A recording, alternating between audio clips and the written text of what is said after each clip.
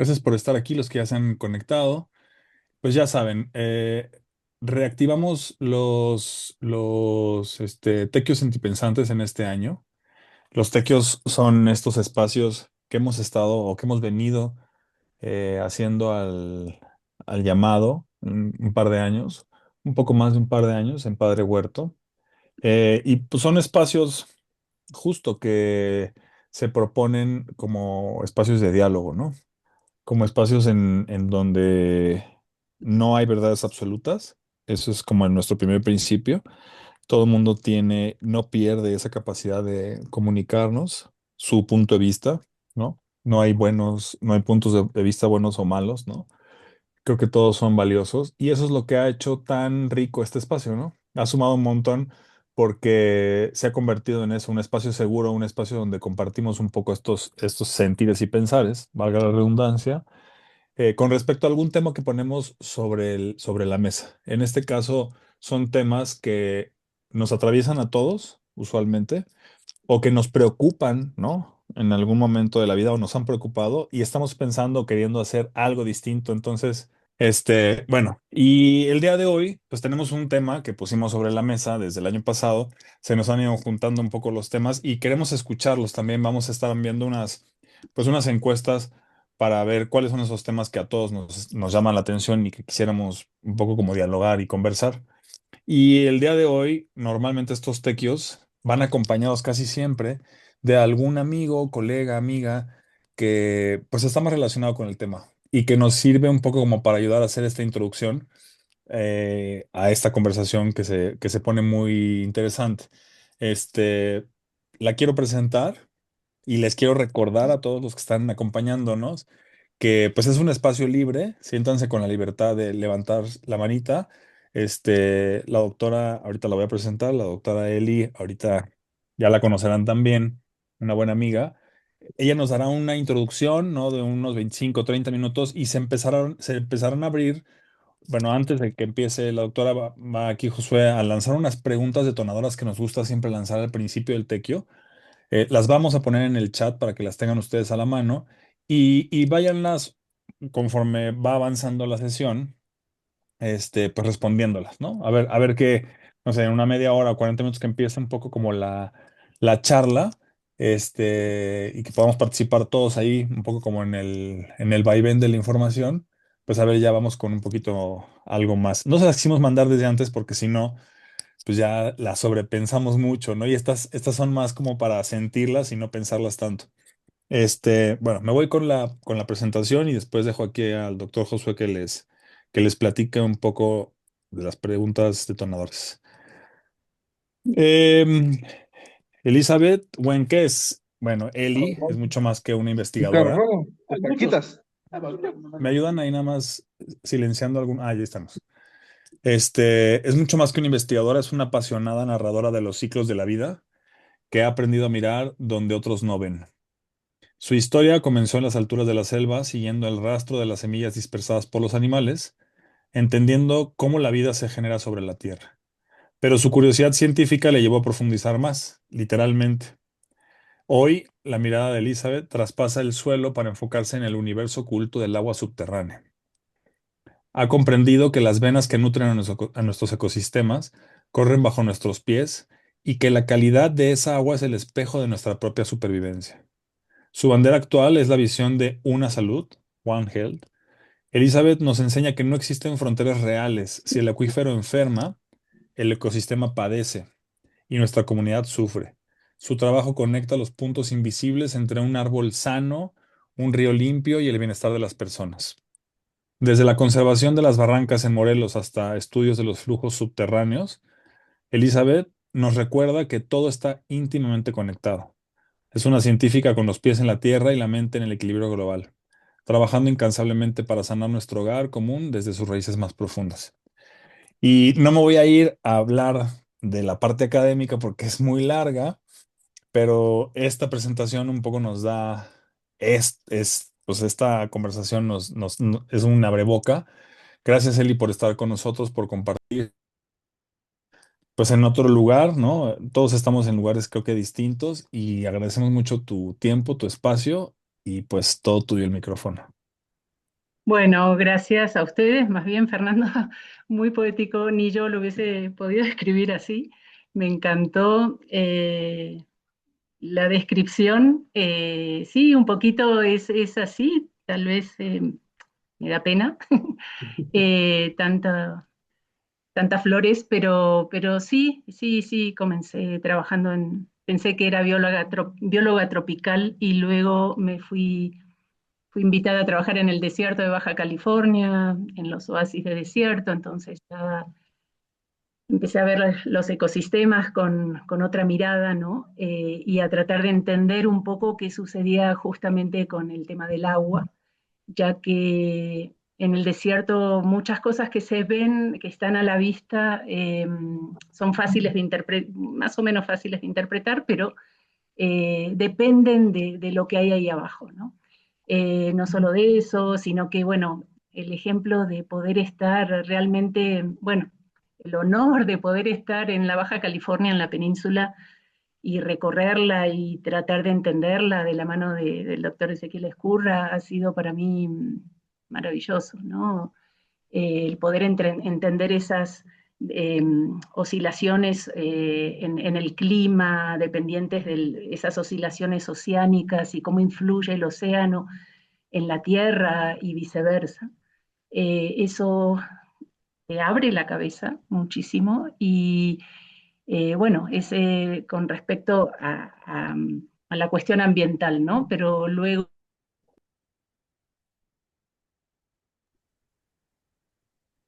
increíbles de tierra y que no existen casi límites, ¿no? Uno siempre, digo, en Baja California, uno pone el pie en un lugar y cree que es el primero, uno se siente el conquistador, ¿no? Porque cree que nadie antes ha estado ahí. Y es una sensación muy, muy, muy interesante, muy bonita, muy bonita. He tenido la suerte de poder hacer muchas expediciones ahí con la gente del Museo de San Diego y, bueno, divertirme, como dijo Ezequiel. Eh, Cuando le pregunté, bueno, ¿qué vamos a hacer? Pues agarra tu mochila y diviértete, me dice. Y sí, realmente así fue. Entonces, nada, ahí empieza un poco tratar de entender justamente, tratar de, mi trabajo con los monos y el seguimiento de primates en 3 países de América, en Costa Rica, en Panamá, en Argentina, límite con Brasil, en Iguazú, eh, me ha llevado a darme cuenta que lo que necesitamos es conservar los ecosistemas, los sitios donde ellos habitan para poder justamente ser un paraguas, ¿no? Que pudiéramos realmente ser partícipes de esa conservación, ¿no? De alguna manera de sus hábitats. Entonces, pues pasar de la flora tropical a la flora del desierto sí fue todo un desafío. El año que me tocó estar fue el año de los desiertos mundial declarado por la ONU y bueno, sacamos un libro con muchos capítulos de Ezequiel, principal autor, pero en donde participaba mucha gente desde el punto de vista social, económico, ambiental, obviamente. Eh, y eso fue así realmente sumergirse en ese mundo, ¿no? Eh, ¿Por qué el agua? Pues ahí despierta mucho mi interés en Baja California, debido a que yo trabajaba no sé si por ahí debo comenzar o Sí, hay sí, no, no, no. preguntas o... Igual, si me dejas leer más o menos las preguntas generales, las preguntas Dale, detonadoras, para dale, ir viendo para que me un vayan poquito. guiando para dónde voy, Sí, porque sí, sí, puedo sí. contarles desde que abrí el cascarón del huevo y salí, pero soy argentina y por eso hablamos mucho. Me tienen que frenar. Sí, mira, un poco la cuestión es ver el agua, en qué parte lo tenemos como sociedad. Y una de las preguntas es, ¿qué cambia en nuestra cabeza si dejamos de decir recurso hídrico y empezamos a decir agua o sujeto vivo?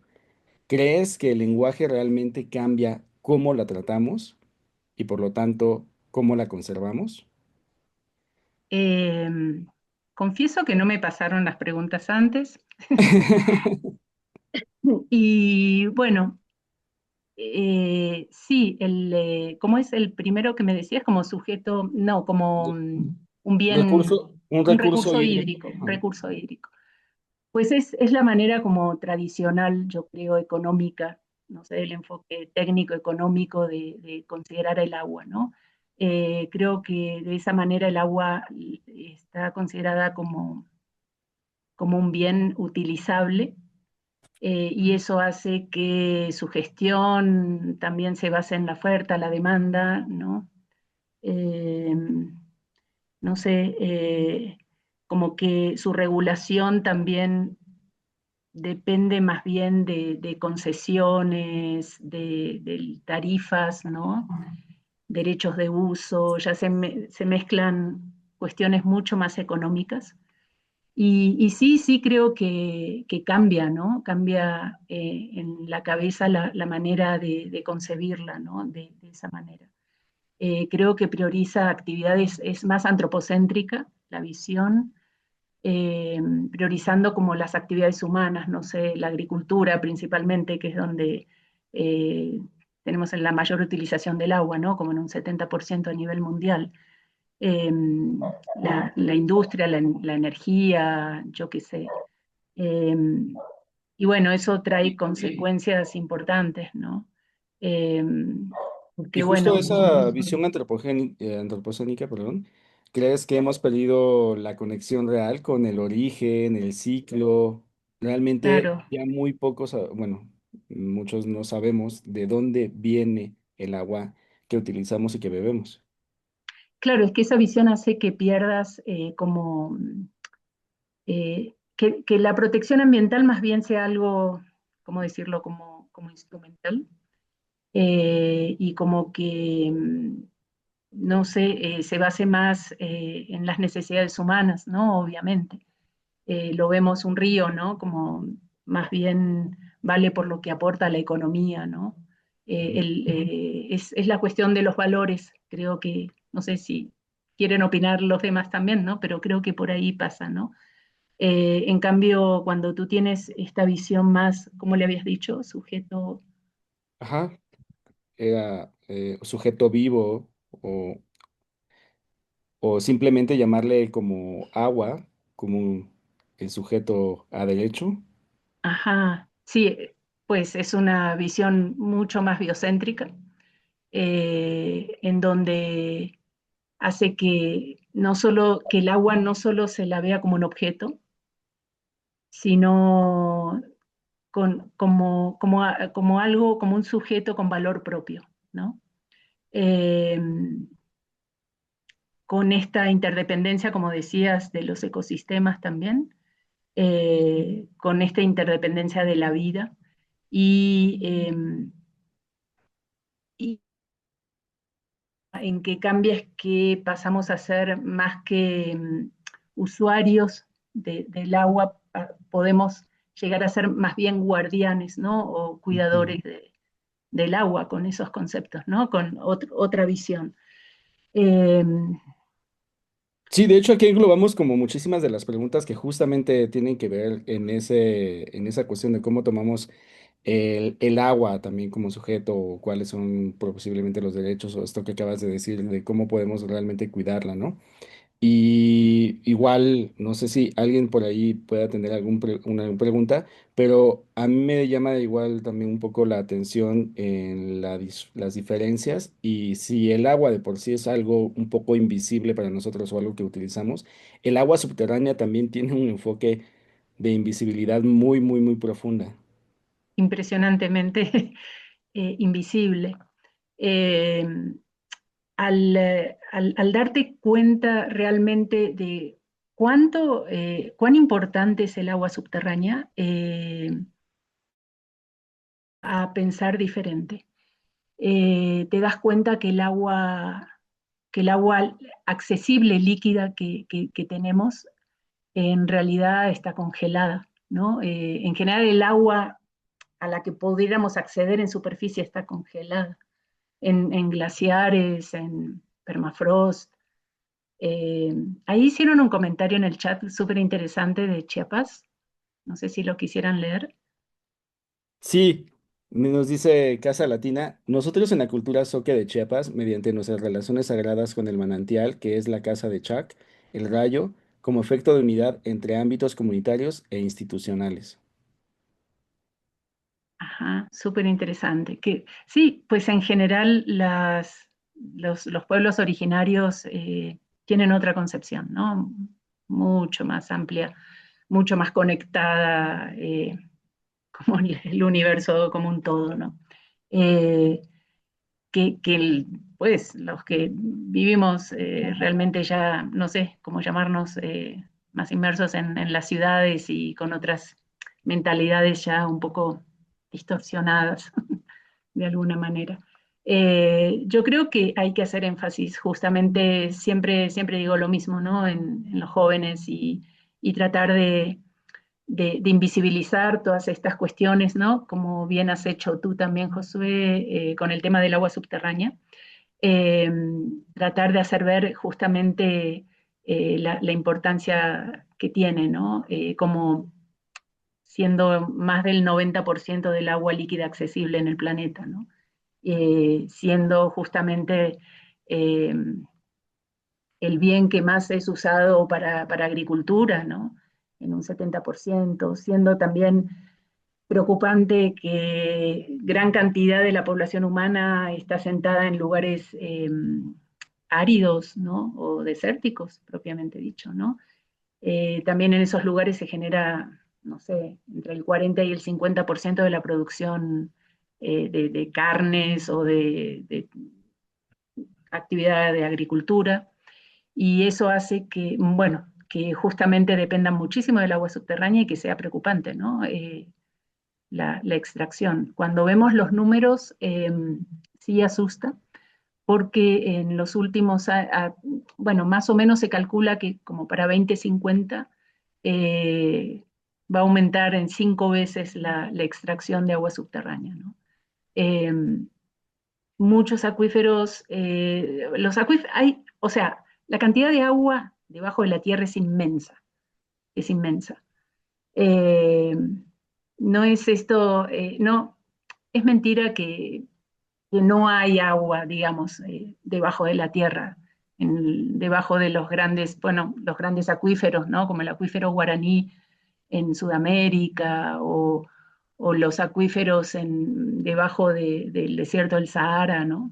Eh, las peleas del agua, ¿no? Ya son realmente actuales, o sea, hoy día y bueno, a futuro la guerra va a ser por el agua y no por, por recursos como, por llamar recursos, que no quiero decir recursos, pero bueno, como petróleo y otras cosas, ¿no? Bueno, los nuevos eh, eh, minerales, ¿no? Litio y cuánta cosa. Eh, ¿Y qué y para implica ese facto, perdón? ¿Qué implica eso de 2050 vamos a multiplicar por 5 la extracción de agua subterránea? ¿Qué significa para nosotros, para nuestra casa común? Pues para la casa común no nos vamos a dar cuenta tal vez, ¿no? Pero realmente para muchas actividades que tienen que ver justamente con la extracción, con los alimentos. Carlos, ¿quiere decir algo? No Sí, sé si le sí, permitimos. A Carlos. mí me encanta que sea una discusión más que... Dale, que- Carlos.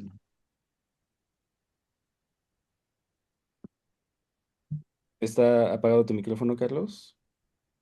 Ahí está. Hola, hola. Pues sí, es interesante hablar de estos temas y particularmente de la perspectiva desde comunidades indígenas y de pueblos originarios. Y mi pregunta, pues Elizabeth, ya que hemos colaborado en algunas cuestiones y temas de agua, ¿dónde podría ser el punto de encuentro entre lo que no quisiste tú llamar urbanitas, ¿no? Y comunidades rurales, ¿no?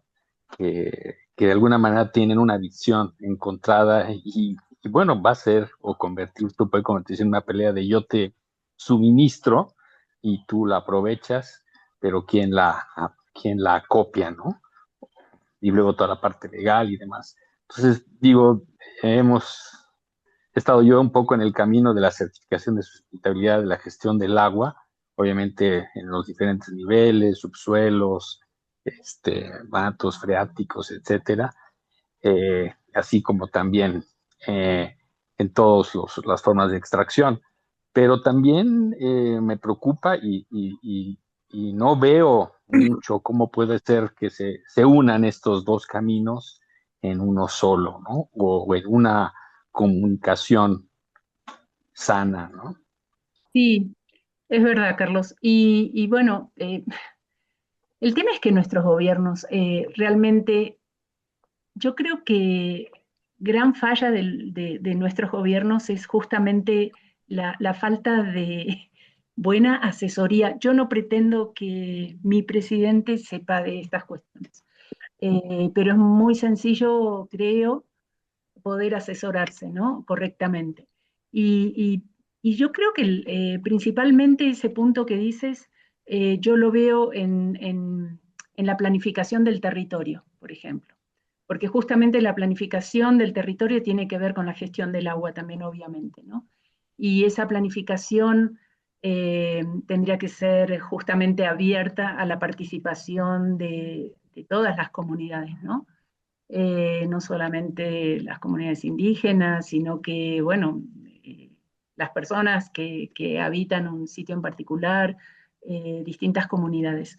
Yo creo que, miren, hay un ejemplo, yo viví un tiempo en Valledupar, el norte de Colombia, en el departamento del Cesar, y ahí está la Sierra Nevada de Santa Marta, que es un lugar habitado, bueno, son unas montañas con nevados muy impresionantes, bueno, nevados que ya cada vez hay menos, ¿no? Pero en donde habitan 4 etnias, eh, y ellos tienen una planificación del territorio con una famosa línea negra que ellos delimitan justamente, son los límites de las cuencas principales, ¿no? De su territorio, eh, con la identificación de distintos sitios de manantiales en donde ellos, bueno, los llaman de otra manera, en donde hacen también sus actividades espirituales, ¿no? De pagos espirituales, etcétera. Y ese documento existe, súper interesante, y creo que aquí en Colombia se ha incorporado por lo menos esa visión, ¿no? En esa parte en particular, no digo en el resto de Colombia, es el caso que yo conozco. Entonces yo creo que tal vez un punto de encuentro pudiera ser justamente eso, ¿no? Permitir la participación de justamente de las comunidades que son realmente quienes tienen esos saberes que nosotros tal vez no tenemos o tenemos a medias, para poder reconocer esos sitios como sitios de un valor especial, ¿no? Están pidiendo Sí, Casa una palabra. Latina. ¿Cómo? Casa Latina pidió la palabra. Ah, sí. Adelante. Sí, me gustaría Gracias. compartir una palabrita. Acá en Tuxtla está la cultura zoque. En el cerro está un manantial que nace de una cueva. La cultura zoque dice que ahí vive Chauk. Chauk es el señor del rayo. Y se le va a pedir para que cuando esté la seca no nos saque enfermedad y que nos reparta la abundancia para la cosecha parejo para todos. De ahí salió la intención de que como ya la mayordomía no tiene la capacidad para poder cuidar todos los manantiales, se extienda el cuidado hacia las demás instancias que tienen el valor por la vida.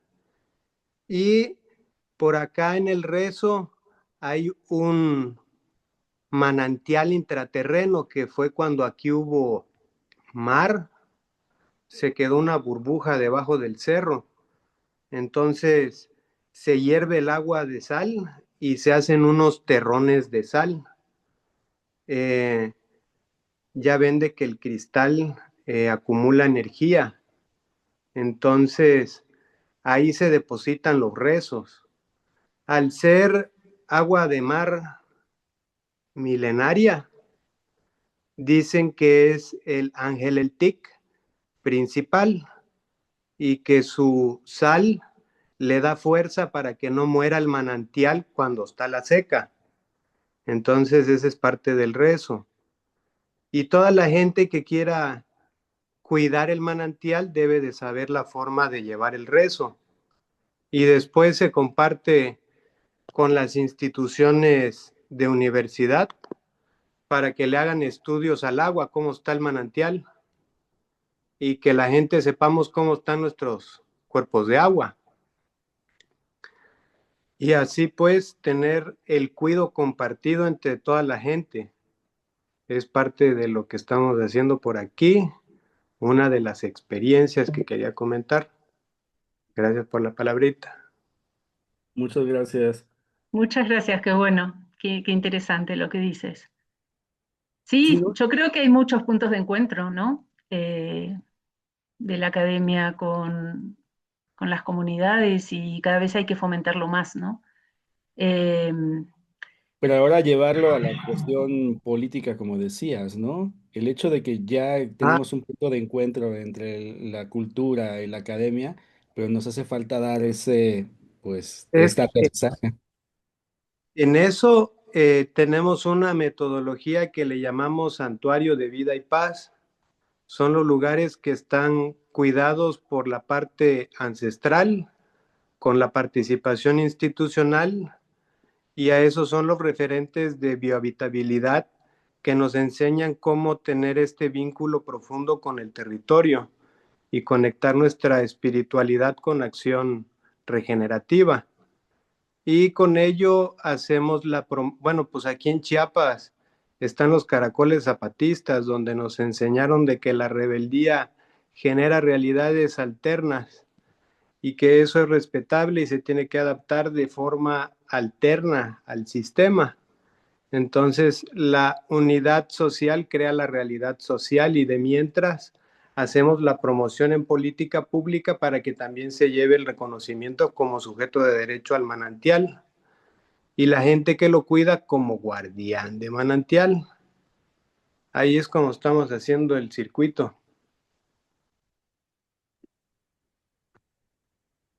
sí, justamente lo que te decía que, bueno, retomando un poco tu pregunta, Josué, esto de que mm, realmente los humanos ya dejan de ser usuarios y no pasan a ser guardianes, ¿no? Y, y eso, bueno, es lo que te da esa visión eh, como sujeto, como habías dicho, sujeto De derecho, pero de derecho, ¿no? Entonces, sí te das una idea de cómo se limita tal vez la explotación, ¿no? Si afecta a la integridad ecológica de estos sitios, ¿no? De las cuencas, de los sitios de manantiales, eh, en donde realmente empiezas a pensar un poco más en la salud del sistema hídrico, ¿no? Pero como parte de todo, ¿no? Eh, y eso, bueno, puedes tal vez generar representantes legales, ¿no?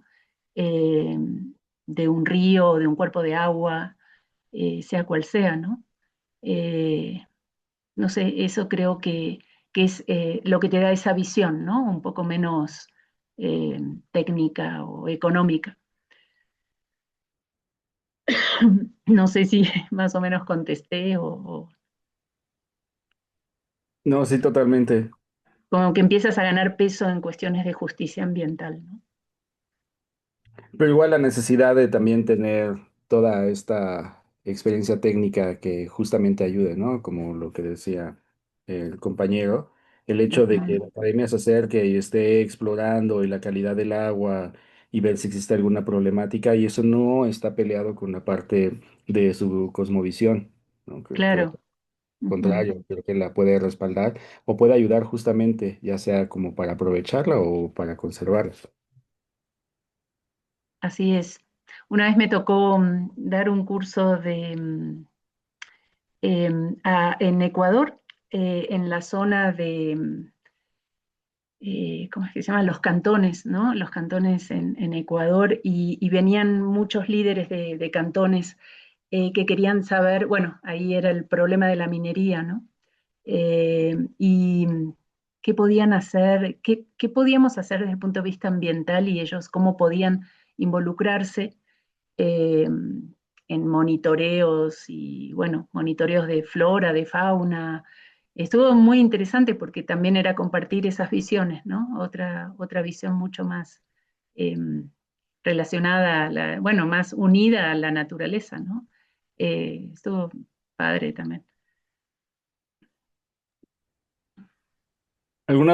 Otra pregunta que quieran aportar o Bueno, alguna experiencia?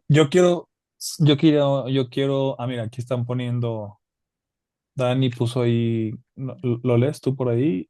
Sí. Recomienda el podcast Recomiendo que el dice, episodio de podcast Radio Semilla, Kim muy Sococha.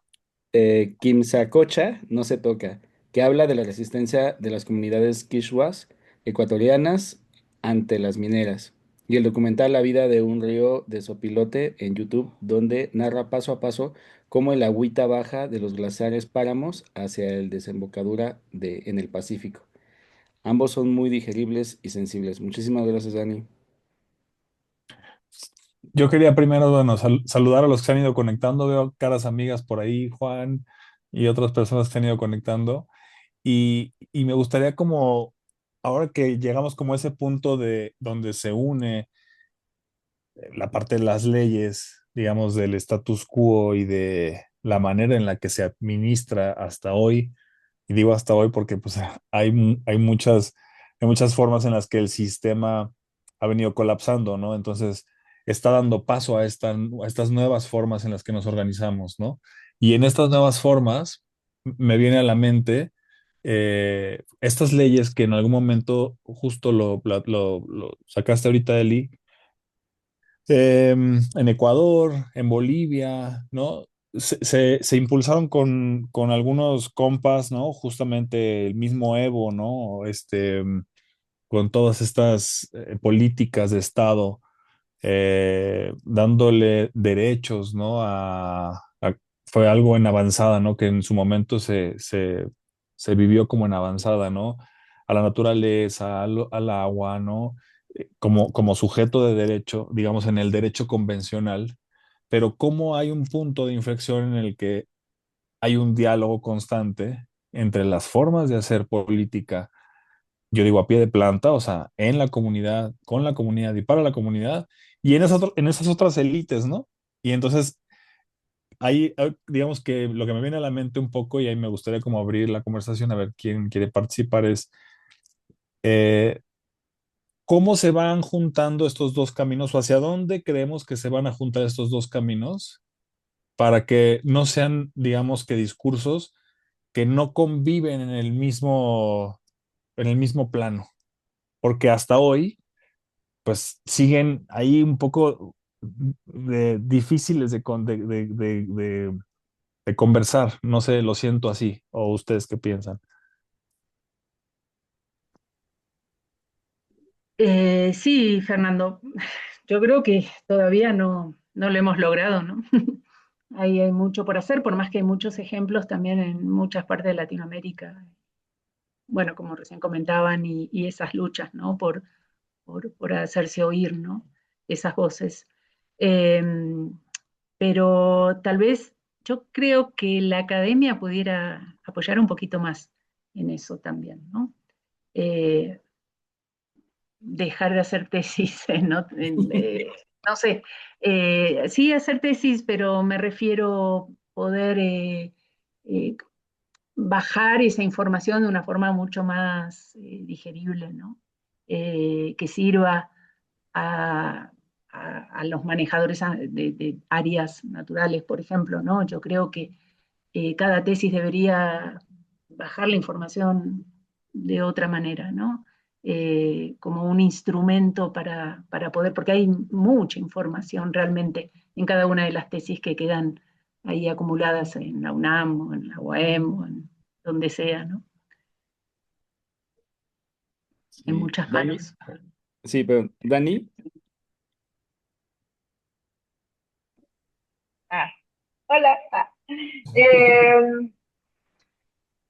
sí, como, bueno, se me vienen muchísimas cosas a la cabeza, pero también pensando en la primera pregunta, creo que definitivamente desde cómo nos referimos al agua y lo que nos enseñan en la escuela de la diferencia entre ser vivo y no, que es como de lo básico que a todos, ¿no? En la escuela te enseñan que el ser vivo y que el ciclo que se reproduce y que crece y que se muere. Y entonces cuando le restamos esta vida y alma al agua y pasa a ser visto como un recurso, como un montón de cosas más en la naturaleza, en ese sistema capitalista súper dominante, pues ya desde ahí hay un quiebre, ¿no? Porque entonces el agua, uno, no tiene vida. Y entonces después es un recurso, lo cual quiere decir que es monetizable, que también puede ser acaparado, que puede ser comprado, vendido, que unos tienen acceso, otros no.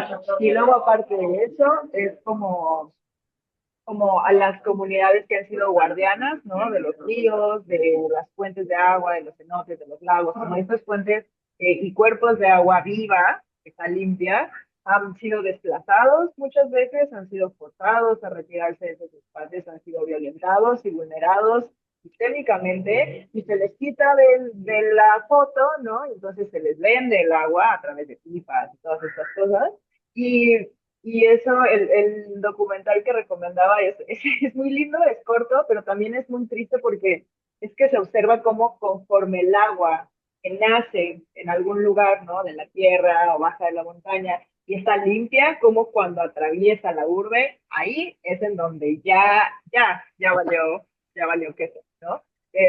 Porque pues los sistemas de drenaje, porque toda nuestra basura de todo tipo se va, y esta idea de que la echas aquí y como se va arriba abajo y yo ya no lo veo, pues, y resulta que también las comunidades que están a pie de río son súper vulneradas, se enferman, y entonces creo que eso, que pues el escuchar, o sea, son como muchas cosas que van más allá de solo una política pública, si desde una urbe se sigue usando el agua como recurso únicamente, ¿no? Y vamos a tratarla, y vamos a distribuirla, y vamos a regular el consumo, y vamos a limitar cuántos litros y cuánto acceso y quién tiene y tal, pero no, o sea, se sigue evadiendo pues sí, el fondo, ¿no? La realidad de que el agua que llega limpia a nosotros la echamos toda puerca, la matamos, la envenenamos y a nosotros mismos en ese proceso. Eh, entonces sí, como dices, igual no sirve que haya muchos estudios y que estén hablando del agua, sino desde mi punto de vista se le reconoce primero como algo esencial, que si no le quieren dar, porque para mí sí lo es, desde mi cosmopraxis y cosmo visión y todo, el agua es viva, ¿no? O sea, tendría que estar viva, pero sí es muy complejo reconocerla como tal, pero por lo menos eso, eliminar la palabra recurso y recurso hídrico, lo más elemental que necesitamos para vivir los seres humanos, es indispensable y justo como decía Eli, desde la academia también, ¿no? O sea, ¿de qué sirve que se siga hablando de recurso hídrico y de recurso hídrico y de las fuentes de agua y tal, si nada de eso baja a lo práctico de, bueno, ¿qué estamos haciendo para cuidar lo que sostiene nuestra vida y la de todos los seres vivos en este planeta? Y ya, esos son mis pensamientos ahora. Sí, fíjate, Daniela, que tocaste un tema eh,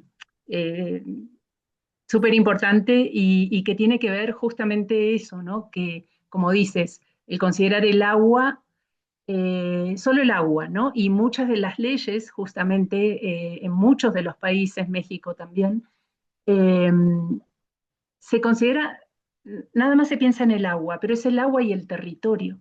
O sea, cuando tú piensas en el agua y el territorio, porque es esa conexión del agua con el territorio, cuando ves el ciclo del agua, ves que hay un territorio y ves que esa circulación controla todos los patrones de vida de los organismos, ¿no? Eso es como la base de todo, de la salud humana, social, de la salud ecológica, ¿no?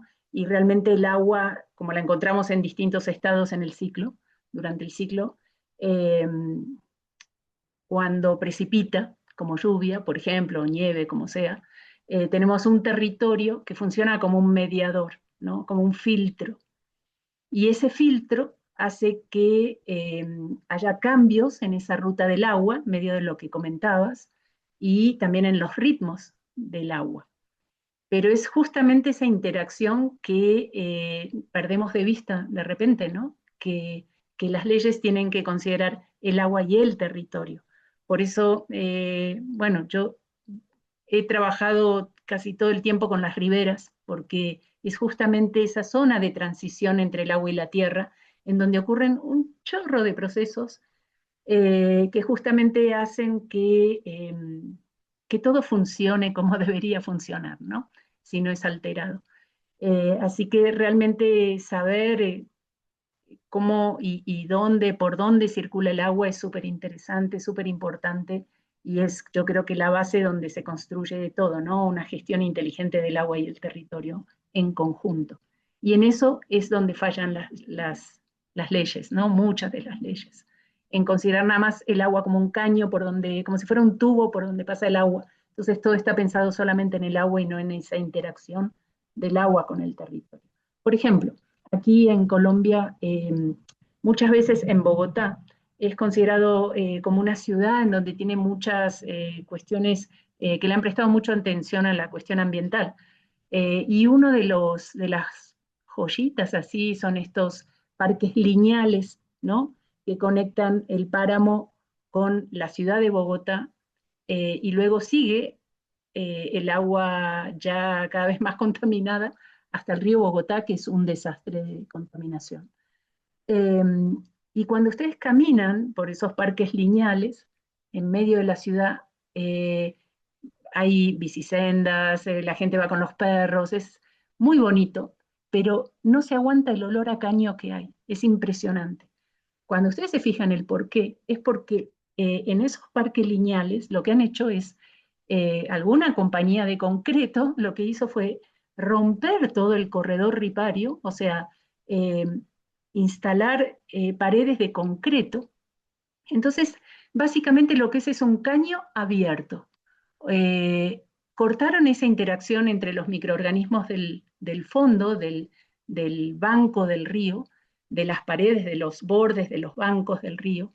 Y entonces ese agua que pasa es como si pasara por un tubo, nomás que está abierto, entonces el agua huele horrible, lo que no sucedería si no existiera ese concreto y los microorganismos pudieran trabajar las raíces, las plantas, todo lo que hay ahí alrededor, ¿no? Y poder hacer su función.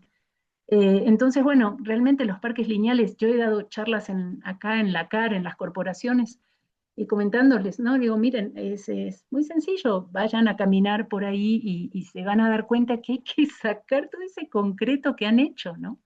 Que es horrible. Y realmente ese agua llegaría limpia al río Bogotá, ¿no?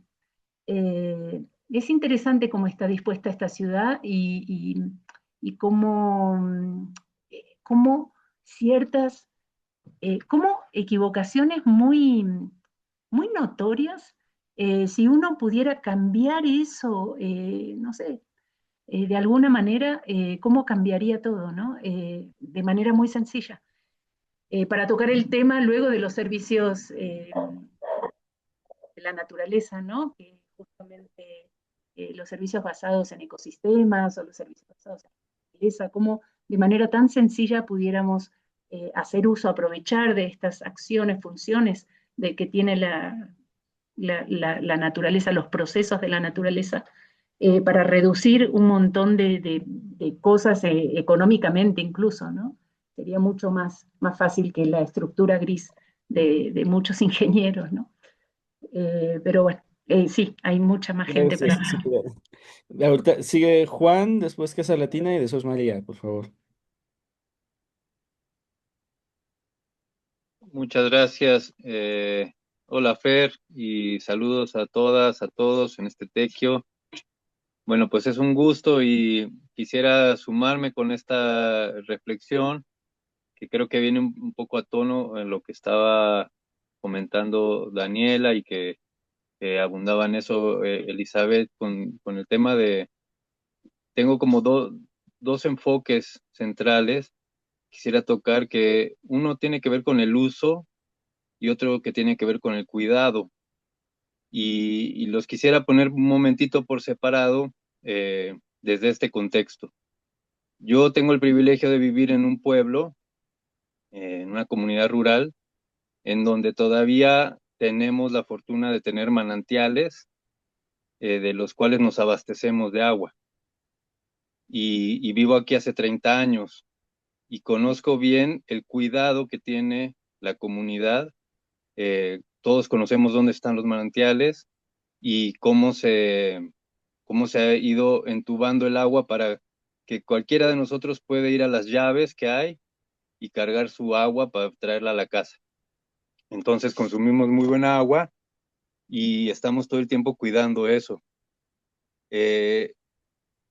Entonces cuidamos y usamos.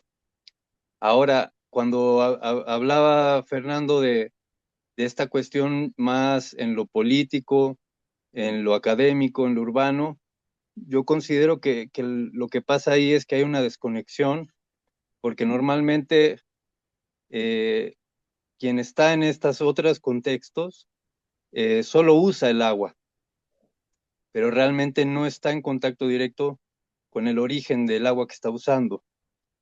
Entonces, el agua, como decía Elizabeth, es algo que viene de un caño, o sea, le abre la llave y ahí está el agua.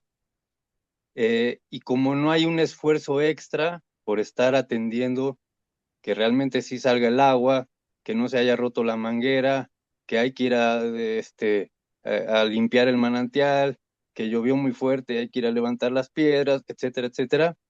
Eh, Se pierde esta cuestión que es también territorial, como decía Elizabeth, de, de cuidar en función de lo que te va a estar dando vida y te va a estar dando sostén.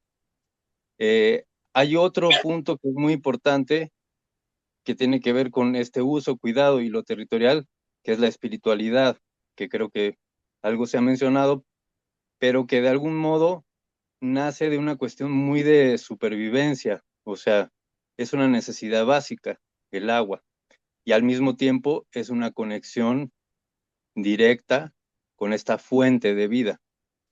Creo que cuando todo esto se lleva conceptualmente a campos más de debate legal y demás, y de los derechos y todo, de repente pues se llega, como decía Daniela, a, a concentrar todo este imaginario en, bueno, cómo lo vamos a usar, ¿no? Cómo es ese recurso y cómo se va a distribuir y cómo se va a medir, cómo se va a contabilizar y no cómo lo vamos a cuidar, qué es lo que vamos a cuidar o a quién le corresponde cuidar qué. Porque de repente, dependiendo de dónde estás, que ahí viene también la parte territorial, dependiendo de dónde estás, te tocaría cuidar de dónde viene tu agua. Yo estoy aquí en la comunidad de Matlán de Quetzalcóatl, en el municipio de Tepoztlán, en Morelos, y nosotros somos parte del corredor biológico Chichinautzin y lo que llamamos el bosque de agua. Entonces, para nosotros, o sea, estos manantiales se llenan con nuestro bosque. Entonces, nos corresponde como comunidad y pueblos de esta zona, pues cuidar nuestros bosques. Y ahí volvemos al tema territorial. Cuidar el agua es cuidar de dónde viene y dónde se capta, cómo se almacena. Eh, y otra cosa que es, a veces viene del cielo, viene de la lluvia, pero como nosotros vivimos en una situación de escasez, o sea, realmente no hay tubería para todas las casas. En mi casa, por ejemplo, tenemos captación de lluvia, almacenamos en cisterna y esa es nuestra agua vital para todo el año. Entonces tenemos una conciencia muy directa con el cuidado del agua. Quien no hace esa conexión de cómo tengo que cuidar y cuánta agua necesito, de repente le cuesta mucho más trabajo pensar por qué no la voy a usar para echar en el excusado con mi caca, por ejemplo. Y nada más la voy a usar para mí, para cocinar, para tomar, y lo otro voy a buscar otras opciones, ¿no? Y ahí vienen otras ecotecnias y demás. Pero hasta que no aparece la necesidad, que normalmente aparece con la escasez y la sobrevivencia, es más difícil que se llegue a ese punto como de la conciencia del cuidado, de la importancia, ¿no? De lo delicado del equilibrio. Y eso creo que en las ciudades falta, porque están conectados permanentemente. Ya hace poco, o sea, los últimos años, ha comenzado esta cuestión de la escasez y de repente en temporada seca ya están habiendo cortes de agua, ¿no? Zonificados y tal, y ya está empezando a llegar este susto de, ay, ¿qué hacemos si ya no hay agua? ¿No? Entonces ya está apareciendo un poquito el debate, ¿no? Entonces, lamentablemente, creo que la humanidad es como con la enfermedad, hasta que no te enfermas, no te pones a ver cómo tienes que estar sano, ¿no?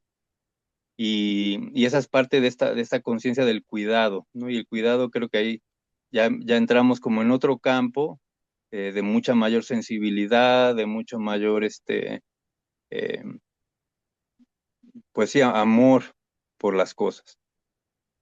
Eso quería compartir. Sí, gracias, Juan.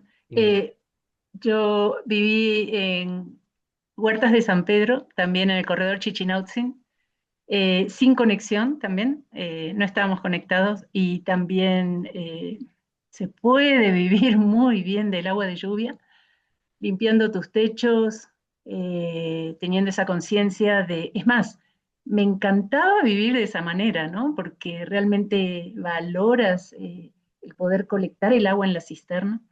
Y fíjate que México es un país que tiene esta, creo yo, comparando un poquito ahora con Colombia, en donde yo viví en un lugar súper seco y en donde no se tenía ni idea de lo que era una cisterna, ¿no? Entonces, ni de colectar agua. Eh, eh, Realmente eso que mencionas del tener la experiencia de vivir sin la conexión de tuberías, es maravilloso. A mí me gustó mucho poder vivir de esa manera los 10 años que viví ahí en el corredor también. Gracias por el comentario. Luis.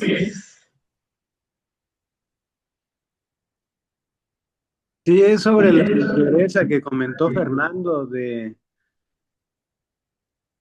cómo podemos conectar la acción práctica con la acción jurídica y la pegante comunitario. Entonces, aprendiendo de diversas áreas de conexión desde uno mismo, porque desde ahí empieza y luego se ejerce hacia lo demás. Entonces, eh, volviendo otra vez a los revolucionarios que trascendieron hacia lo revolucionario con lo del zapatismo y los caracoles zapatistas, que luego mostraron esa vía de autodeterminación en forma de cultivo, forma de vestimenta, forma de hablar, etcétera, y que pues viven en resistencia, ¿no? Y pues coexisten con el disque gobierno. Entonces, en esas pautas y también lo de cultura de paz, de no queja, no manifestación, no contribuir a más violencia, sino como dijo el Tata Velasco Piña, de que las cuestiones de poder crear un impacto a través de la acción correcta, trascendiendo esa energía y regresándola de manera virtuosa. Entonces, vimos de que con lo de hacer estos acuerdos comunitarios entre gente de comunidades originarias, entre cámaras empresariales, entre los interespirituales, porque no les llamemos de una religión o de otra, sino todas las formas de lo que tengamos espíritu, y las organizaciones de la sociedad civil como empuje. Entonces, si nosotros nos ponemos de acuerdo y con el ejemplo de los zapatistas de que decidimos qué vamos a hacer, pues ya está, ¿no? No necesitamos la autorización de que nos den permiso los del gobierno para hacer lo que ya estamos haciendo. Esa realidad política o legal viene después. Muchos casos de cómo se han originado las protecciones en los ríos, en las lagunas, en glaciares, es primero la promoción política pública y luego viene el resultado de cómo nos organizamos para poder hacer el cuidado efectivo. Entonces, desde ahí, la propuesta es nos atrevamos a ejercer nuestro poder creador, nos organizamos, decimos cuál va a ser la acción y tan poderlo hacer y sostener a través de nuestro intento constante, ¿no? Y a la par, pues ya estamos organizados, ya sabemos cómo hacerlo, como en el ejemplo de hace rato de los manantiales. Entonces, pues también con áreas grandotas de territorio que son compartidos. Ahorita tenemos el ejemplo de Xochimilco, que es a la próxima enmienda que vamos a echarle. Entonces, pues es territorio de todos, ¿no? No es de un propietario, tampoco es del gobierno, ni siquiera es de una delegación, son de varias delegaciones, está todo conectado hasta con los Chichinautzin. Entonces es como en conjunto nos atrevemos a establecer un acuerdo común y tan. De ahí viene todo lo demás, pero en esencia es ello.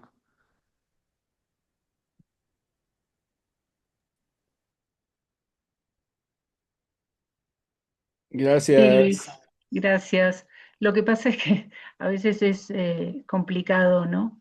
Yo, bueno, como lo veo en, en Argentina, por ejemplo, ¿no? Pues hay unas problemáticas terribles con inversiones extractivistas muy fuertes, ¿no? Y bueno, con conflictos bien grandes. Eh, sí, todavía no sé cuál es la manera de congeniar todos esos sectores, ¿no?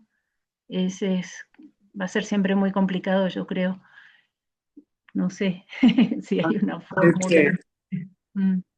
en el nivel de detalle, o sea, cómo lo hacemos, porque sí tenemos ese ejemplo. Por un lado está la certificación de organizaciones que tienen trayectoria constatada ejemplar en cualquiera de las acciones regenerativas. Y por otro lado, estamos certificando también a los territorios referentes que ya tienen estas implementaciones de bioconstrucción, de ecotecnologías, de pautas de agricultura regenerativa y sobre todo el manejo del conflicto, cómo lo podemos integrar todo. Entonces, estos son los territorios referentes regenerativos que sirven de escuela, ejemplo para cómo cuidar el territorio colectivo.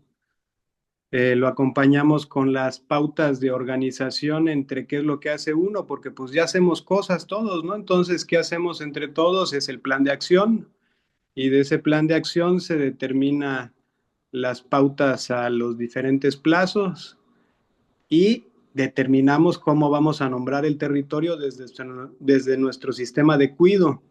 Y ese sistema de cuido luego lo avalamos con academia, con las cuestiones de relación sagrada con las culturas ancestrales, con los acuerdos con los empresarios, con las nuevas pautas educativas para que se incluyan las materias, para que también las nuevas generaciones tengan las herramientas de saber qué hacer. Entonces, con eso se complementa la política pública. Mientras tanto, la realidad social ya están dando. No necesitamos validez de la otra parte, simplemente es el reconocimiento en su momento, pero de que lo logramos, lo logramos. Pues muy bien. Muchas gracias. Igual por ahí, María, Fernando y Daniela.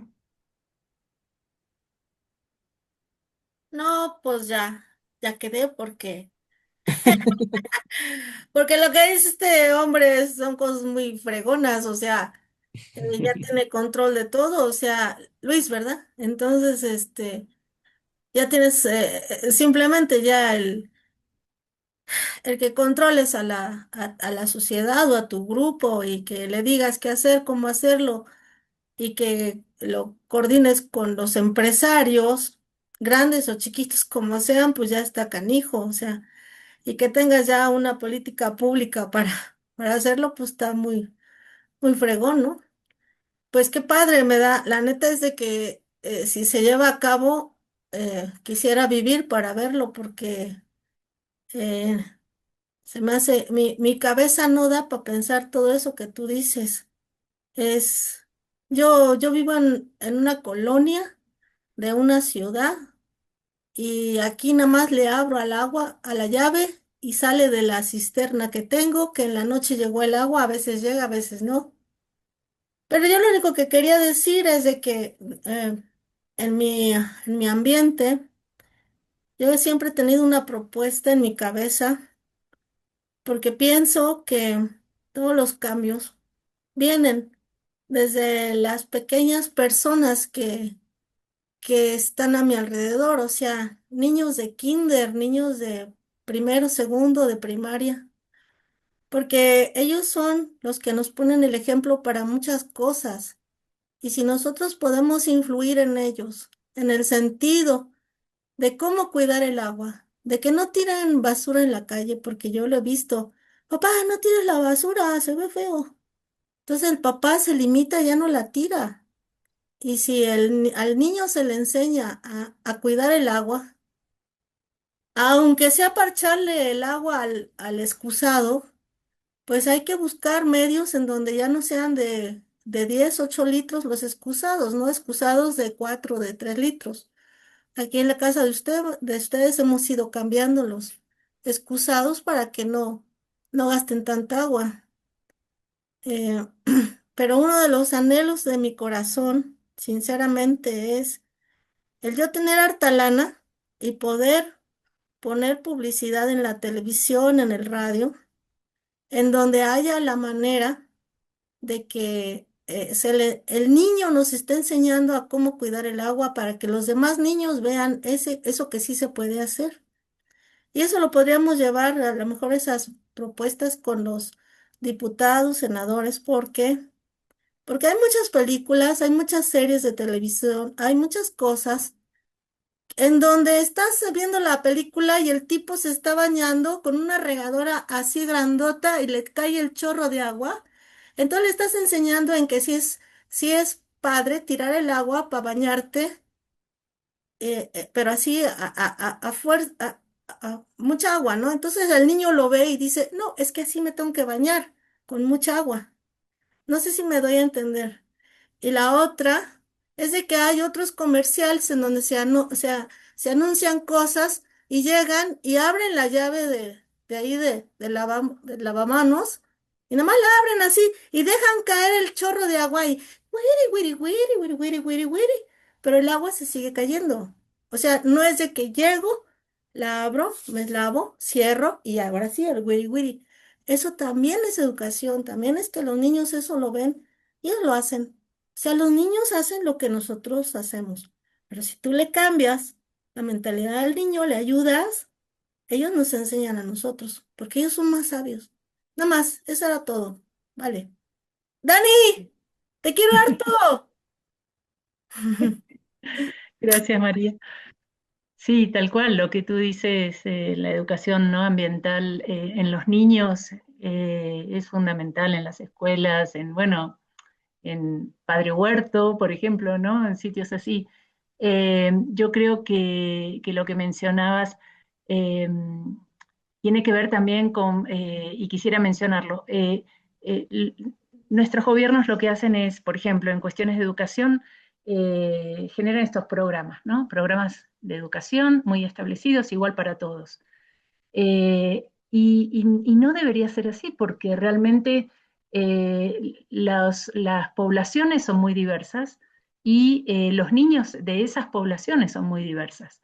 Nosotros hicimos un estudio ahí en Morelos, justamente en la cuenca de la Macusac, en donde veíamos a través de entrevistas con los niños, haciendo talleres de educación ambiental relacionados con el agua y su río, y veíamos un poquito cómo eran esos saberes de estos grupos de distintas poblaciones a lo largo de la Macusac. Y lo que encontramos justamente era eso, ¿no? La diversidad de saberes que tenía cada población, y eso tenía que ver con los años de llegada de esas familias a esos sitios. Por ejemplo, había, ya no recuerdo bien los nombres de todas las poblaciones, pero había una en donde eran niños hijos de militares principalmente, porque se había establecido ahí un nuevo centro militar. Entonces esos niños eran recién llegados, ¿no? No tenían idea del río, ni cómo se usaba, ni para qué, y de dónde venía el agua, ni hacia dónde iba. Y comparabas con otras poblaciones muy cercanas a Macusac, y veías esas diferencias tan grandes, ¿no? Entonces, a esos niños, en general eran como 10, 12 poblaciones, le llegan los mismos programas de educación ambiental, cuando realmente los talleres de educación ambiental que habría que darles deberían ser mucho más intensos para unas poblaciones que para las otras que, que- que ya están, digamos, acostumbrados a vivir en ese lugar, que son hijos de padres y abuelos que tienen una relación con el río muy cercana, porque de ahí se alimentaban. El Amacuzac tenía hasta sí, langostinos, camarones, no sé, de ahí de río, excelentes, y ya no existe, porque de la mayor cantidad, más o menos hay como, o había como 15 13 especies de peces, y de esos eran como 15 creo. 13 de esas especies son introducidas, ya son exóticas, ni siquiera quedan ya, está toda transformada la cadena trófica de ese río, ¿no? Es impresionante. Entonces, charlando con la gente mayor eh, a lo largo del río, nos contaba, ¿no? Cómo ellos hacían uso, tomaban el agua del río Macusac, sus artes de pesca eran muy diferentes. El río, había zonas del río donde era mucho más lento y en donde ellos podían poner ciertas artes de pesca, y hoy día eso ya no existe porque muchas veces por las inundaciones de la Macusac lo que han hecho es otra vez meter concreto, rectificar el río, y cuando tú haces un tramo del río recto lo que haces es aumentar la velocidad del caudal, y entonces ya se ha perdido hasta esas artes de pesca de zonas mucho más lentas, que la gente, los pescadores artesanales, vendían su pesca en los mercados. Bueno, todo eso se fue perdiendo, ¿no? O sea, todo un enjambre social se ha perdido, ¿no? Por malas decisiones a veces, o bueno, porque hay un gran inversor, ¿no? Que quiere meter ahí eh, concreto a mansalva, ¿no? Pero el tema es que justamente, volviendo a lo de la educación ambiental y en las escuelas, creo que hay que identificar esa diferencia en las distintas poblaciones y de esas relaciones que tienen los niños con el ambiente. Es muy diferente, por más que estés en la misma cuenca. Eso era lo interesante, ¿no? Estabas en la misma cuenca del río Macusac, pero tenías niños de una escuela que tenían una relación con el ambiente totalmente distinta que otros niños de otras poblaciones, y a los cuales les llega el mismo programa de educación, ¿no? Eh, entonces, bueno, ahí también creo que se puede hacer énfasis en gastar un poco más de tiempo en reconocer esas diferencias, ¿no? Entre poblaciones de niños, ¿no? Fernando. Sí, yo tengo dos cositas ahí, para no me quiero alargar, pero hoy curiosamente, aquí que compa Luis lo estaba platicando desde los territorios, hoy en la mañana amanecí ahí en territorio purépecha, justo en Cherán, con compas pues que tienen un antecedente también de un cuidado del agua y de una organización comunitaria bien intensa, ¿no? Bien trabajada, bien aguerrida, bien costada, porque ha costado un montón de sangre también, ¿no? Y, y una de las cosas que me llamaba la atención en la mañana, amanecí y 7:30 de la mañana se escucha en los altavoces comunitarios, pues obviamente en Purépecha, que yo no tengo la fortuna de hablar.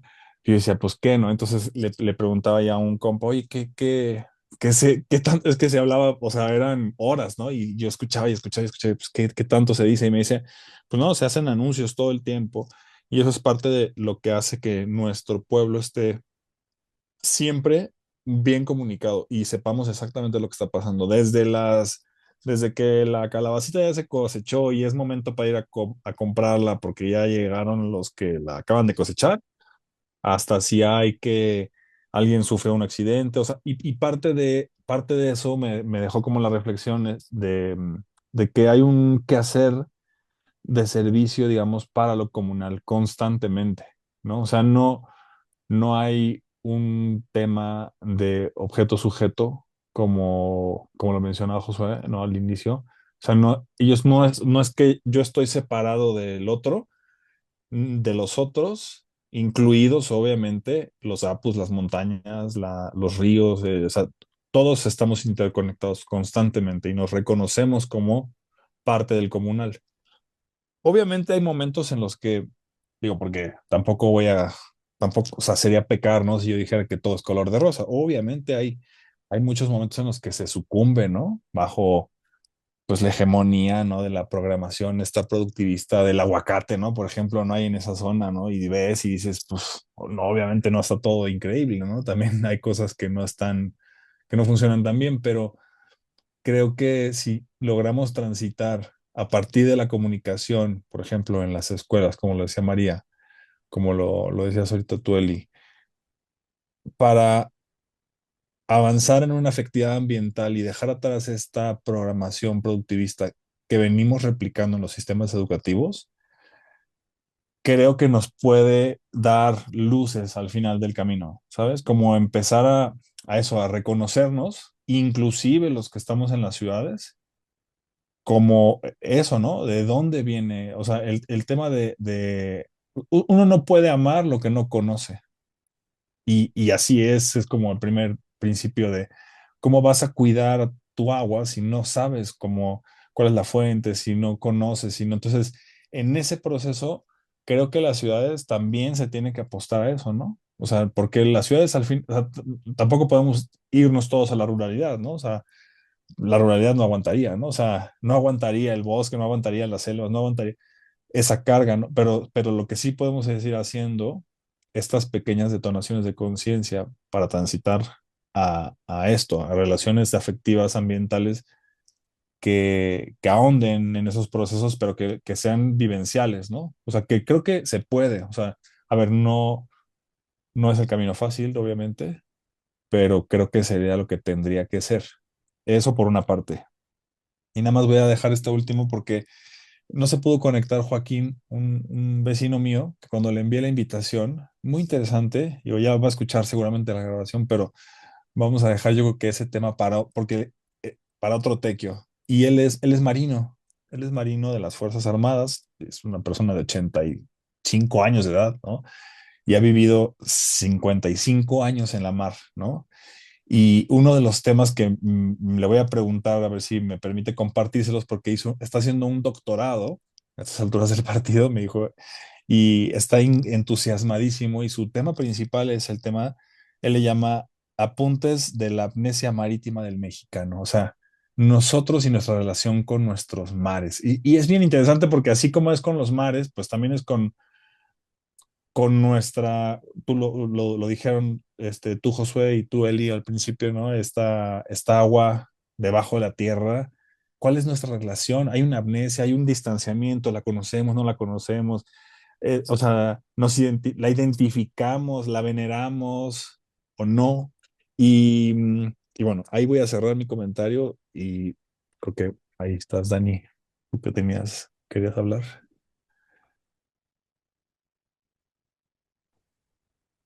Eh, Qué linda. Que nos comparta su investigación cuando la termine.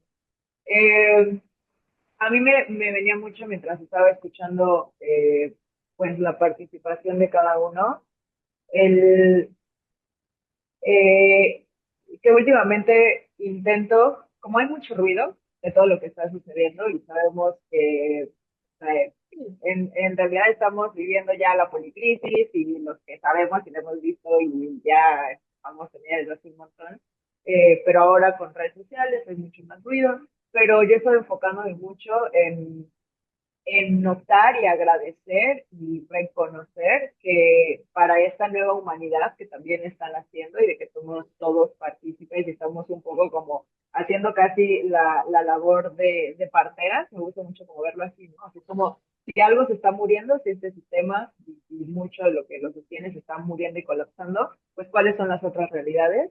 Y dentro de esto, como me gusta mucho pensar, porque yo misma siento que antes en esta misma radicalización era así como de, o sea, si no nos podemos quedar solo en como, bueno, decirle a la gente que se lave los dientes en 3 segundos y que cierre la llave y enseñarle a los niños, ¿no? Porque era como, pero las transnacionales y entonces pensar que hay muchos personajes y que en esa resistencia también desde la misión de cada uno, desde nuestras habilidades, nuestros conocimientos, la misión que elegimos, lo que nos enciende, claro, sí está lo comunitario y sí también está la educación en las aulas y en las familias y si te toca ser mamá y si te toca ser papá y si te toca ser hermano y si te toca ser tío, pero también como un poco tampoco darle la vuelta al nombrar el agua sujeto de derechos es importante porque en lo que colapsa el sistema también debemos usar el derecho penal como es, ¿no? Cuando se reconoce al agua como sujeto de derechos, tenemos la oportunidad de entonces llevar a juicio a estas empresas que están activamente saqueando, envenenando, y entonces también desde lo pequeño, desde lo comunitario, pero también desde lo grande y desde lo estructural, ¿no? O sea, por eso, como esos avances apenas Perú nombró a las abejas nativas como sujetos de derecho, y no es solamente para pues sí, derivar políticas públicas de educación medioambiental, pero también es como, no, ahora si tú estás aplicando esto en tu siembra, en tu campo, es que yo te puedo demandar, porque estás infringiendo el derecho de esos seres vivos. Entonces, como que también me viene eso, ¿no? No es una es mejor que la otra, es que tenemos que llegarle por todos lados. Entonces, sí, puede ser que no sea el único camino y que las personas, o sea, desde diferentes, las personas en la urbe quizás también, que tienen esta relación diferente y que creen que es el camino, también van abriendo, ¿no? O sea, van abriendo una brecha para decir, vamos a desmantelar y vamos a, pues sí, a nombrar el agua, sujeta de derechos, y la vamos a defender desde lo penal, que también se me hace muy valioso y muy necesario para desquebrajar y derrumbar y desmantelar también sistemas desde lo grandote, y así que haya más rupturas por donde puede entrar la luz. Sí, yo quería mencionar algo. Esto de la comunidad, ¿no? Que comentaban, bueno, tanto Daniela como Fernando, me parece que esta cuestión de reconocerse en una comunidad es importantísimo. Y creo que también se puede empezar eso en las escuelas, eh, porque eso genera como esta cuestión de, como decías, ¿no? De reconocer que eres parte de un grupo que puedes cuidar ciertas cosas como la tierra, como el agua, sea lo que sea. eh, que creo que, como decías, no todo el mundo tiene que vivir en la ruralidad. Yo vivo en zona rural, pero, y tengo suerte de escuchar los búhos y las ranas cantar, que me encanta, y no podría vivir en la ciudad de Bogotá, que es realmente un nightmare impresionante. Pero el estar en la ciudad y reconocerte parte de un barrio, los antiguos barrios, ¿no? Yo vivía en un barrio en Buenos Aires y era muy lindo, ¿no? El poder ser parte de un barrio y que hay actividades como muy locales de ese barrio en donde la gente se junta para ciertas acciones. Creo que eso es valioso. en las ciudades, ¿no? El poder dividir esto grandote, como decía Daniela, en cosas más pequeñas para que sea mucho más fácilmente, eh, no sé, para que sea mucho más fácil poder manejar ciertos temas, ¿no? Desde, no sé, huertos urbanos, eh, colecta de agua de los techos, yo qué sé, miles de cosas, ¿no? Eh, entonces, nada, rescato eso de lo que mencionaban, que me parece que sería muy práctico volver, eh, romper con esa globalización un poco y volver a sectores más pequeñitos, ¿no? Ya, hasta ahí. Bueno, no, Epigmenio, perdón. Gracias, buenas noches a todos. Pues fíjense que yo, rápido un comentario. Somos, creo que todos los que estamos aquí, hemos vivido 5, 6, 7 décadas, hemos vivido en 2 siglos, y fuimos felices, creo que la mayoría de nosotros cuando éramos niños, jugando con juegos en las calles, bañándonos en la calle con el chorro de agua en la manguera, en los charcos de agua de la lluvia. O sea, todos tenemos algo bien importante y que lo conservamos todavía en nuestra adultez, nuestra infancia, y precisamente esa educación ambiental. Disculpen, mi cámara se cierra, no sé por qué, pero voy a tratar de otra vez. Tenemos esa opción todavía de transmitir a nuestros hijos, a nuestros nietos, a los niños en las comunidades, porque es algo bien importante, independientemente de lo que tengan que hacer los que legislan, las leyes y demás. Creo que en ese tema de educación ambiental que ya se ha comentado, todavía nos toca, aunque no seamos educadores ambientales, poder transmitir eso que vivimos cuando fuimos infantes, cuando fuimos niños, cuando fuimos jóvenes, y lo podemos lograr, y creo que los niños están ávidos de esa información. Actualmente, el cambio que se está viviendo ahora con la electrónica y la modernidad es muy fuerte, pero creo que podemos lograrlo, está en nuestras manos lograrlo y hacerlo. Entonces, yo los invito a que participemos desde las trincheras en las que estemos a tratar de que eso se logre, ¿no? Fíjense, comento rápido esto y cierro el comentario. Yo a mis hijos desde pequeñitos les inculqué, no me tiren una sola basura a la calle cuando vamos en el carro. Y nunca me han tirado nada, pero me dejan el carro lleno de basura. Digo, no, pues no la tiren, pero levántenla, no me lo dejen el carro lleno de basura, ¿no? Digo, tampoco se vale.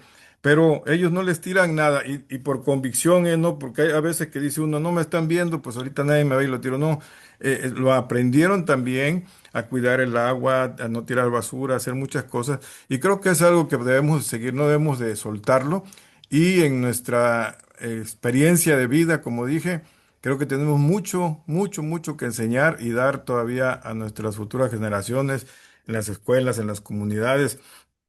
Yo coincido un poquito con lo que dice Elizabeth, pero creo que independientemente de la gente que nos toque en una ciudad, en una comunidad rural o en donde sea, los niños pueden aprender y tenemos que insistir, aunque sean realidades diferentes, hay que insistir en que esos cambios se tienen que ir dando de alguna manera y lo podemos lograr. Yo trabajé 35 años en un zoológico, trabajando con niños, animales y demás, y con los animales se hacen cosas increíbles, creo que con los humanos podemos hacer muchas cosas más. Entonces, los invito a que sigamos, hay que seguir trabajando en esto por el bien y por la salud de todos. Muchas gracias y buenas noches. Muchas gracias, Eli. No sé si quieras responder algo al respecto. No, creo que, bueno, estoy de acuerdo con lo que mencionaba, ¿no?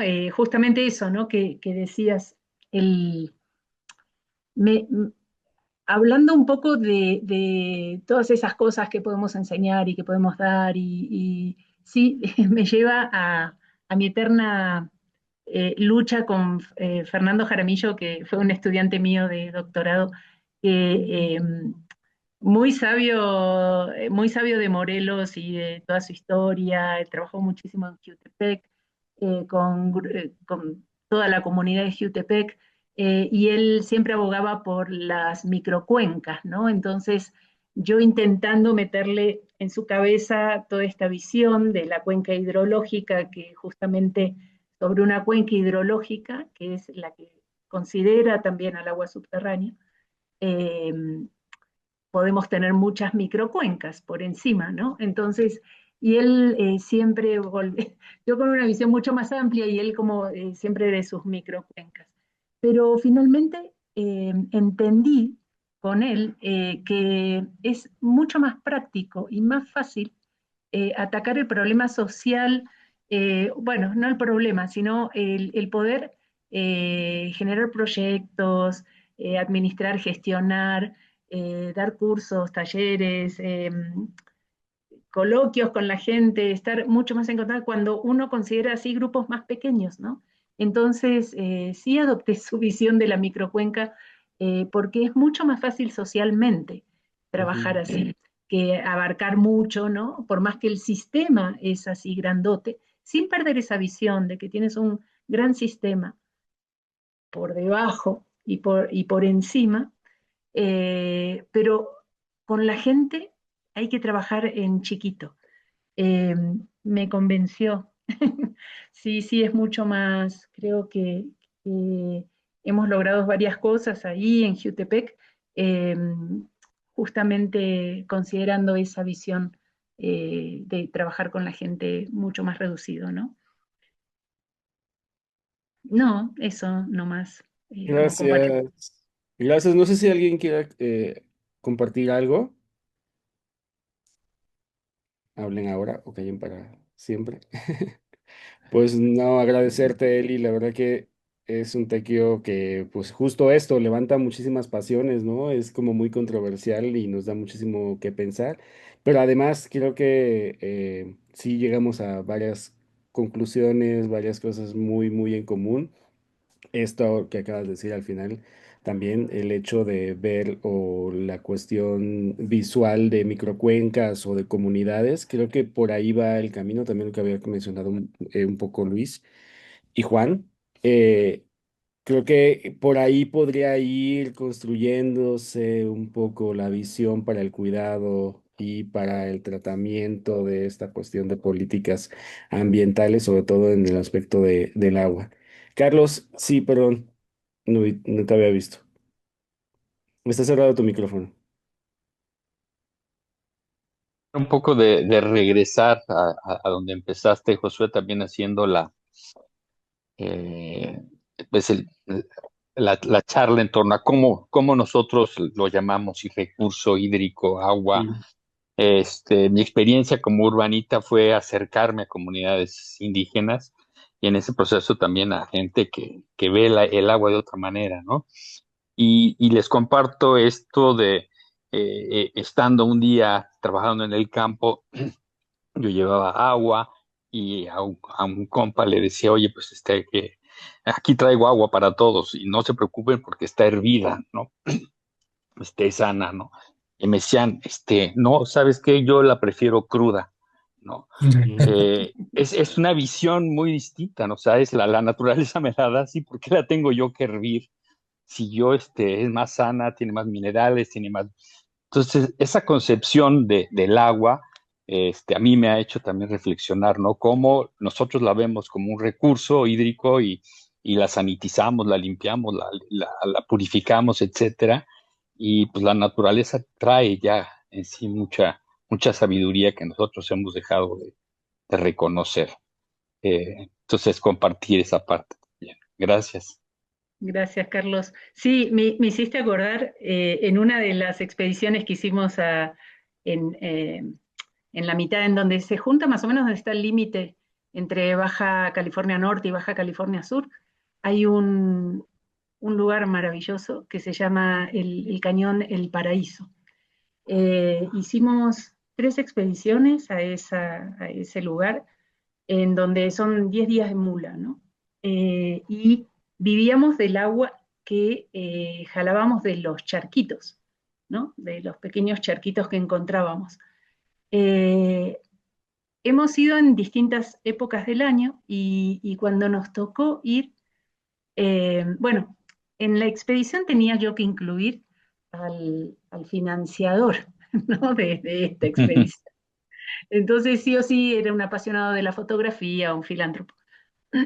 Y, y, me acuerdo en esa ocasión en que el agua escaseaba en ese lugar, en un momento se nos desesperó muy mal, y tuve que regañarlo y todo el mundo me decía, Eli, recuerda que él es el que nos está financiando. Le digo, sí, pero todos donamos nuestra agua hacia él, ¿no?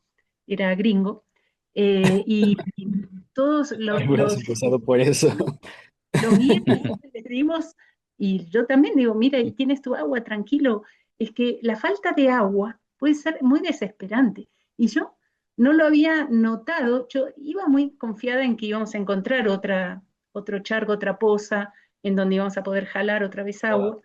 Pero él se desesperó muy mal, ¿no? Entonces, bueno, nada, todos donamos el agua, ¿no?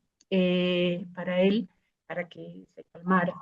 Y luego nos pidió disculpas, ¿no? Porque sí se dio cuenta de su desesperación, pero digo, en estos lugares en donde la falta de agua realmente puede depender tu vida, ¿no? De eso. Ese es súper interesante el vivenciarlo, ¿no? Y bueno, por suerte sobrevivimos todos, pero muy, muy lindo. Algún día saldrá un libro de fotografías de ese lugar, porque merece mucho mostrarlo. Es un lugar maravilloso. Oigan, pues qué rica la conversación. Em, no sé si alguien quiere hacer algún otro comentario. Ya saben que este es un espacio abierto. Y si no, bueno, les quiero recordar que los tequios antipensantes son estos espacios que son abiertos al diálogo, a contrastar las utopías. Justo Dani, que está aquí, que se conectó hoy, que tuvimos la fortuna de tenerla porque anda fuera de Trotamundos. Bueno, fuera, pero adentro. Con ella empezamos los tequios y me da mucho gusto que veas el primero del año. Y les platico que ahora los tequios van a tener una modalidad distinta. Va a ser el primero en enero, va a ser en digital. Lo vamos a dividir en las temporadas. Luego el segundo es presencial en el huerto, en febrero es en presencial y en marzo va a ser itinerante. Entonces voy a estar en alguna de las comunidades en donde estamos haciendo pues cosas, conectando con la gente y se los platico porque la idea de estos tequios es que se está generando, y no me gusta la palabra porque creo que se queda corta, pero una metodología. Pero es una forma de organizarnos, digamos, hasta en las ideas, ¿no? Porque a veces nos cuesta, ¿no? Porque somos muy diferentes, ¿no? En los territorios somos muy diferentes, en nuestras realidades somos muy diferentes. Entonces estamos intentando como poner al servicio justo esta metodología que hemos estado medio descubriendo, porque tampoco la hicimos nosotros leyendo un libro, ¿no? Se ha ido ahí como construyendo y pues nos encantará que existan más tequios en sus comunidades, en lo local, en lo hiperlocal, ¿no? Como lo decías, Eli, en las microcuencas, en las microcomunidades, porque ahí es donde están obviamente las luchas, las resistencias y también creo que las trascendencias, ¿no? Para lo que se viene como, pues como todo, ¿no? Como en lo que estamos transicionando nosotros como especie en relación con las otras especies. Entonces, bueno, pues nos dará mucho gusto si en febrero están por Cuernavaca, los esperamos, siempre son los segundos martes de cada mes. Y si no, pues en la de enero, febrero, marzo, en abril va a ser digital otra vez. Y pues mientras estamos con un grupo, de repente por WhatsApp nos conectamos, mandamos algunas comunicaciones, intentamos no saturarlo tampoco porque sabemos que estamos con demasiada información, ¿no? Entonces, nos compartimos de repente algunas cosas, ideas, escritos, ¿no? De repente algún mensaje de, oiga, pues hoy ando desesperado, ¿no? Porque está pasando esto en mi comunidad y no sé qué hacer, pues de repente también servimos como almohadas entre todos para escuchar los llantos de los otros. Y pues esos son los tequios. Les agradecemos mucho el espacio, el verles, el compartirles y pues nos seguimos viendo por acá. No sé Ah, si alguien quiere. Un comentario nada más que me gustaría hacer, que ojalá, este, fíjese, vivo en Chiapas, actualmente estoy en Yucatán trabajando. Y son dos realidades diferentes y me gustaría en algún momento incluir en estos temas alguna de las gentes con las que trabajo en las comunidades. En Yucatán es increíblemente asombroso. No sé quiénes ustedes conozcan o han estado por acá o algo así, pero hacer un pozo de agua de 18 o 20 metros vale 3 4 mil pesos y tienes toda el agua, dijéramos así, del mundo. La gente no la sabe cuidar, la desperdicia, es baratísimo el pozo profundo. En Chiapas cambian un poquito las realidades, pero al final en las comunidades no se tiene todavía una conciencia de cuidar el agua como lo están haciendo ustedes en otros lugares, ¿no? Y tal vez valdría la pena invitarlos para que se den cuenta de otras realidades en otros sitios y vean cómo hay que ingeniárselas para cuidarla y vivir, tener el agua, ¿no? Porque aquí les digo, en Yucatán, yo estoy trabajando en una empresa que en un día me hicieron 6 pozos de 18 metros y me costaron 3,000 pesos cada pozo, ¿no? Entonces, de ahí están sacando el agua que quieren y demás. Hay agua contaminada y todo esto. Pero la gente piensa que tiene un agua eterna, que el agua no se les va a acabar nunca y eso no es cierto. Entonces, ojalá si pudiera haber la oportunidad de invitar en algún momento a gente de las comunidades de por estos lugares, se los agradecería mucho. Claro, Epigmenio, por supuesto, nos comunicamos contigo porque estamos encantados de invitarles a participar y hacerles llegar y que nos sumen, porque nosotros venimos a aprender. Luis, Epigmenio del Salvaje, ahí cuando vaya por allá y te voy a echar la llamada. Claro, con gusto, a la orden. De ahí también quiero echar la invitación para lo de Xochimilco, ya tiene fecha, ya les conté lo de la metodología, toca traca la matraca, entonces truena del 20 al 23 de marzo. Nomás ahí lo dejo, suelto así como cuen- va a ser. cuenta con nosotros y ahorita igual tenemos ahí tus datos porque seguramente nos los dejaste o ya estamos ahí en contacto y nos ponemos porque para apoyar en lo que sea, ahí estamos. Si estamos aquí, somos vecinos, ni modo, ¿no? Ahí Sopita de estamos, caracol. ¿ya? Eli, muchas gracias por tu tiempo. No, por nada, ¿Nos quieres un dar gusto. unas últimas palabras de despedida? Ya estamos aquí.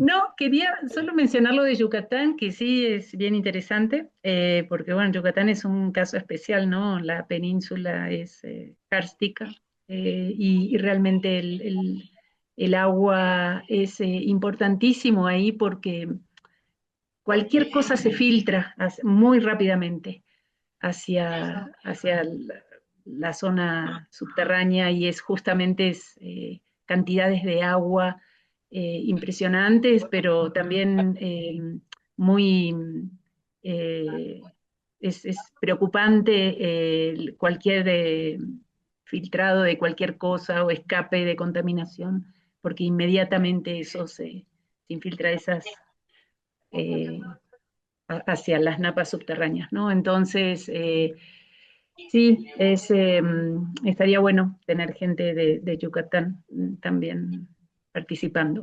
Y otra cosa, que es mi otra pasión que les decía, que es la cocina y los fogones, es mi pasión.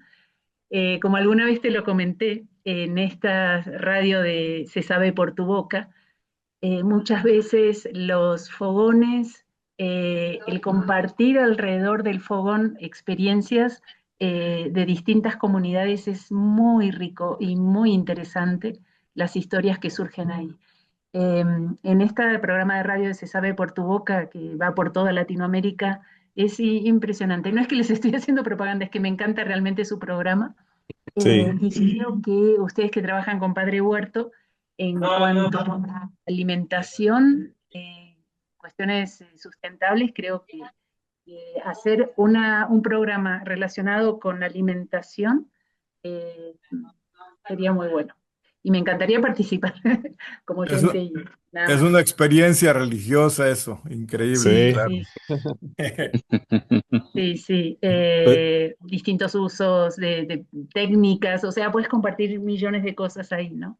Que está muy relacionada, sería un tequio muy lindo.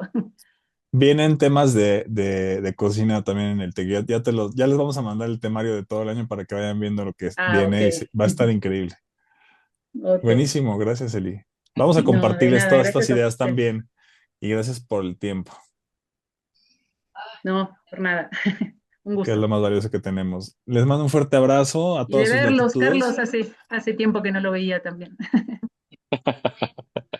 Qué gusto también coincidir. Gracias, Gracias a gracias Pues les mando un fuerte todos. abrazo, Un descansen. gusto. Hasta Saludos, luego. saludos, Chao. descansen. Adiós, adiós. Qué Bye. bello encuentro. gracias. Sí, se cortó un poquito aquí la comunicación, pero sí, Gracias, totalmente. Eli. Un gusto. Gracias, chicos. Nos vemos. Gracias. Saludos. Éxitos. Adiós, Bye. adiós a todos. Linda Adiós. noche, que Bye. descansen. Adiós. Gracias. Bye. Bye.